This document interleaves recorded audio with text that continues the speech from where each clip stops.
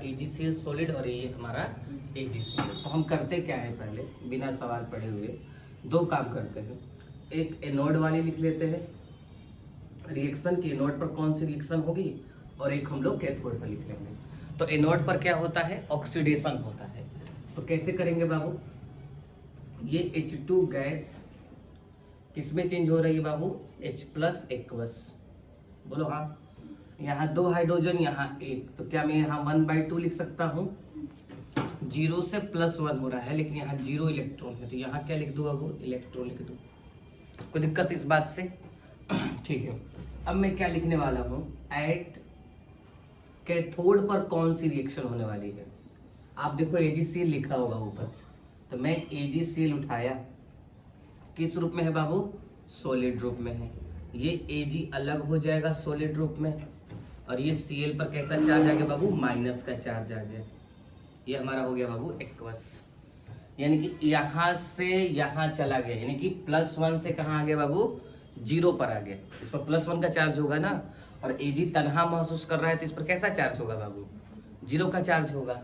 इसका मतलब यहाँ भी एक इलेक्ट्रॉन क्या करना पड़ेगा बाबू, आपको माइनस करना पड़ेगा, तभी तो एक में से गया क्या हो गया बाबू, 0। इधर भी कितना चार्ज हो जाएगा, 0। आ रही मेरी बात समझ में? अब आप क्या करोगे बाबू, नेट सेल रिएक्शन, याद है आपको नेट सेल रिएक्शन। आप दोनों को क्या कर दो बाबू, जोड़ दो, लेफ्ट को लेफ्ट, राइट को राइट। आप देख रहे होगे कि इलेक्ट्रॉन दोनों तरफ क्या है बाबू, अपोजिट साइड है, एक लेफ्ट है तो एक राइट है, तो दोनों क्या हो जाएंगे, कट जाएंगे। तो मैं छाप रहा हूं बाबू लेफ्ट वाले को, 1/2 H2, ये क्या हो गया बाबू, गैस, ये लिखना जरूरी है। फिर AgCl, ये क्या हो गया बाबू, सॉलिड हो गया। मैं H+ क्या छाप दूं बाबू, एक्वस छाप दूं। फिर ये हो गया हमारा Ag सॉलिड हो गया। अब फिर Cl- क्या हो गया बाबू, हमारा एक्वस हो गया। अब ध्यान से सुनना हमारी बात, सारी चीजें तो ध्यान से हमने लिख दी।